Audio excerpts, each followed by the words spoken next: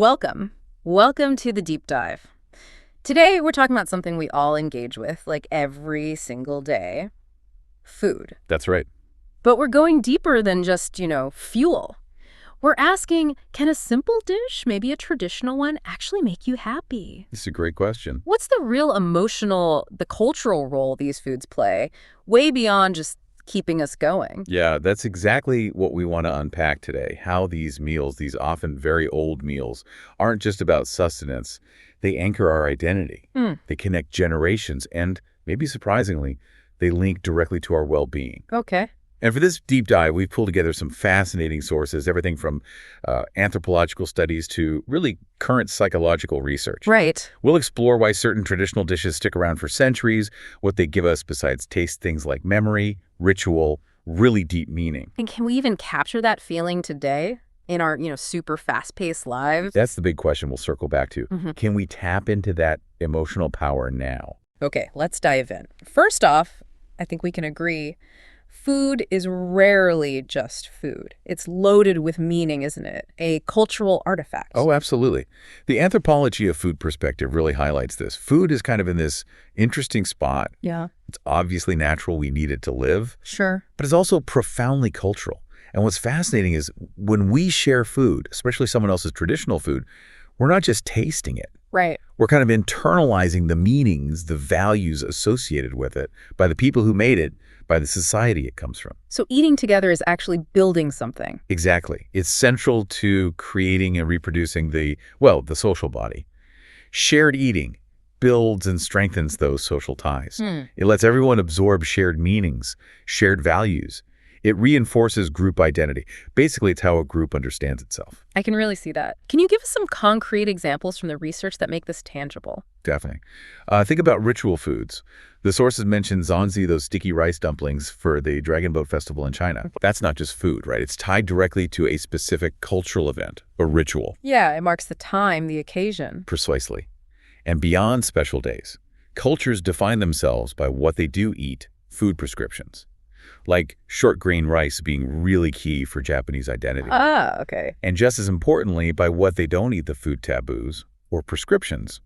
Think about vegetarianism for many Hindus, rooted in ahimsa, nonviolence, Right. or kashrut in Jewish tradition, no mixing meat and dairy, no pork, no shellfish, even temporary ones, like Christians giving things up for Lent. So the rules are as important as the food itself. They absolutely shape identity. What we eat, what we avoid, it draws lines, defines the group. That's powerful. And the sources also talked about food as like resistance and preserving heritage. That sounds fascinating. Yes, that really stood out. It shows how food can be this anchor, especially when a culture feels threatened. How so? Well, take the Georgian supper. The research highlights it as a kind of counter-institution during Tsarist and Soviet times. A counter-institute. Yeah, it was a form of resistance. These ritualized feasts, the toasting it, was a way to express and keep Georgian national identity alive under regimes trying to suppress it. Wow. Through a meal. Exactly. It shows how food can function almost like a collective heritage brand. It preserves history, identity, especially now with globalization maybe washing things out. That makes sense. And it's not just about nations. Even personal choices like being vegan reflect deep beliefs and shape how you see yourself and your place. So food connects cultures, shapes identity, even acts politically. Let's zoom in a bit. What about families? How do these deep cultural ties get passed down? Yeah, the family level is crucial. Food is a huge part of how families understand their own heritage. It gives context for their values, their beliefs, their habits today. Through stories. Very much so. Family stories around food are super common ways to explain history, why we do things a certain way, what we value. It's not just the ingredients, it's the narrative wrapped around the dish. So how does that actually happen? Is it like explicitly taught or more subtle? It's often both. The research points to recipes being passed down, quite often from mothers to their children, frequently daughters. Okay, the classic recipe card. Right. But parents also, maybe unconsciously, project their own emotions and habits around food during family meals. This leads to what researchers call multi-generational transmission. Multi-generational transmission. Yeah, of family culture, food habits, behaviors. It just kind of gets absorbed. And the studies noted an interesting shift related to colonization. Pre-colonization knowledge was often actively taught, when communities had more control. Right. But post-colonization, a lot of that traditional food knowledge became more subconsciously learned through just daily life under pressure. A subtle but important difference. That's really insightful. So the sharing is key, whether it's explicit or implicit. Absolutely. Parents are the main influence early on, guiding what kids eat and prefer, although friends become more important in adolescence, of course. You learn by watching, by doing. But the sources also mentioned big challenges to keeping these traditions alive, right? What happens when they're threatened? Yeah, and this is where it gets quite concerning. It really makes you think about how fragile cultural preservation can be sometimes. How so? Well, indigenous communities often face much higher rates of food insecurity. And a lot of that stems from, settler colonial history, forced relocations, damage to traditional lands, disruption of hunting and gathering patterns. Which makes it hard to get traditional foods. Exactly. It directly impacts their ability to access culturally appropriate foods. There was a specific case study about the Cherokee and Ramps wild leeks in the Great Smoky Mountains National Park. Okay. They had a long-standing informal agreement to collect them traditionally. But then the Park Service banned harvesting in 2007, citing environmental concerns. This led to people getting tickets, even arrested. It just highlights that clash external policies versus cultural rights to maintain ancestral foodways. That's a tough situation. For sure. And we also see examples like the Nuksalk Nation in British Columbia. Interviews there showed a steady decline in using traditional wild foods, game, berries, fish between 1920 and 2009. Why the decline? Mostly attributed to things just becoming less available, resource collapse, which hits both their food security and their ability to pass on those traditions. Right, it's a double blow. That's sobering. Okay, let's shift gears a bit to the individual level. Beyond the big cultural picture, how does food actually affect our personal mood and well-being, scientifically speaking? It's fascinating, and it goes way beyond just taste. Take sweet foods, even without tasting them, specific cells and neurons sense sugar and signal the brain, creating desire. Really? Independently of taste? Yeah, it shows how deeply wired these responses are. And then you have hormones like ghrelin, the hunger hormone. It acts like an internal clock, telling the brain when to eat, and that influences our whole state, our motivation. So our bodies are actively signaling our mood based on food cues. What else connects food and feelings? A huge player is the vagus nerve. It's like a major highway connecting the gut and the brain. The gut-brain axis we hear about. Exactly. It sends information back and forth, influencing motivation, lifting mood. For example, foods with L-tyrosine can boost dopamine. Interesting. And just the act of eating stimulates this vagal pathway from your gut. Studies show this can reduce anxiety and depression symptoms and even enhance motivation and memory. Wow. So your gut really is talking to your brain about your mood. It absolutely is. And this is why things like fermented foods are important to supporting the gut microbiome. The recommendation is often around 2 servings a day. That gut health seems really key for mental well-being. That's a really strong link. So with that physiological basis, how should we think about comfort food? What makes those dishes feel so, comforting? Comfort food is so interesting because it's deeply personal, but also cultural. It triggers nostalgia, feelings of well-being, that sense of home. Like mac and cheese here, maybe. Exactly. Mac and cheese in the U.S., poutine in Canada. But it's everywhere. The sources list things like Kabuli pulao from Afghanistan, feijoada from Brazil, käsespätzle from Germany. Keep going. Moussaka from Greece, biryani from India, nasi goreng Indonesia, ramen Japan, adobo Philippines, pierogi Poland, borscht Russia, menti Turkey, fish and chips UK, meatloaf in the US. The list goes on. People everywhere have these go-to dishes for comfort. That's a delicious world tour. Okay, but here's a common idea I want to push back on. We tend to think those unhealthy, maybe high-calorie comfort foods make us happier than simple, healthy stuff.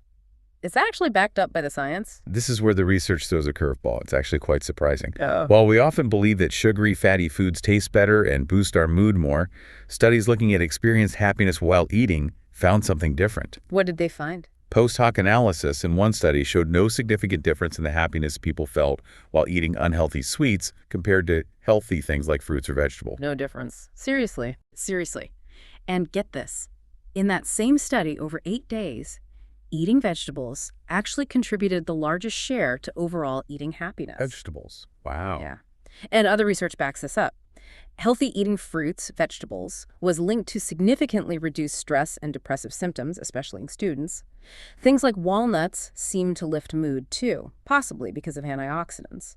And proteins with tryptophan boost serotonin. So the comfort might be more about the association than the food itself. It seems that way. Emotional eating, reaching for unhealthy stuff when stressed, is real, but those foods don't inherently provide more psychological benefit than healthy foods when you're in a normal mood and eating normally. That's a game changer for how we think about food choices. But is there a downside to this food-emotion link? A word of caution. There is, yeah. Think about early interactions. A parent giving a child food is one of the first ways emotional regulation happens. It builds closeness, empathy. Sure, it's nurturing. Right. But it can become dysfunctional if food consistently replaces other kinds of support, like talking about problems, offering help with tasks. Ah, I see. If a child learns early on that food is the main way to soothe distress, it might lead to patterns of emotional eating later, and maybe a narrower set of coping skills overall. That's a really important nuance. Okay, so we've got culture, family, well-being, potential pitfalls. Bringing it to today, how can we nurture these positive food connections in our, let's face it, very busy, often disconnected modern world, especially with more people eating alone? That's a huge question, and the trend of eating alone is definitely concerning from a well-being perspective. What does the data show? Well, the World Happiness Report consistently, year after year, points to social connections as massive drivers of happiness. Okay. And meal sharing. It's an incredibly strong predictor of well-being, like up there with income levels or being employed. Sharing meals is that powerful. The data suggests so. Countries where people share meals more often report significantly higher life satisfaction, more positive feelings, less negative feelings, across the board. But we're doing it less, you said. In the U.S., yes. There's a clear trend. Between 2003 and 2023, there was a 53% jump, 53%. And people saying they ate all their meals alone the previous day. Wow, that's stark, especially among young people you mentioned. Yeah, that group saw a particularly sharp rise. It points to a real shift in social habits. So in this context, how do things like the slow food movement fit in? Are they trying to counteract this? You could definitely see slow food as offering an alternative path. It's a whole approach to food consumption. What are its core ideas?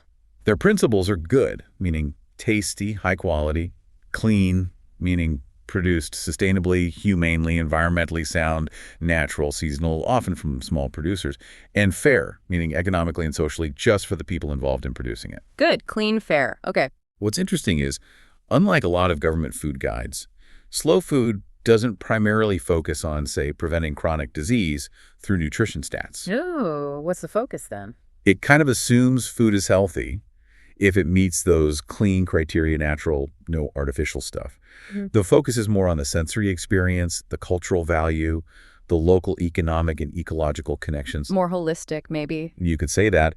They even have a tool, a relationship barometer, to help communities evaluate food based on local knowledge, how it supports livelihoods, sustainability, and its cultural context. The thinking is that cities, communities, have a real role in promoting their food heritage as part of sustainability and culture. Food is seen as a really effective way, a medium, to spread these ideas about connection and value. What an incredible journey we've been on today. We've really unpacked how food is so much more than just calories or nutrients. Absolutely. It's fundamental to culture, it carries identity across generations, and it's deeply tied to our mood, our well-being, our connections. It really is. And even the simplest traditional dishes can carry this immense weight, connecting us to history, to community, and, yeah, even to our own bodies in ways we might not always realize. So for everyone listening, here's something to think about.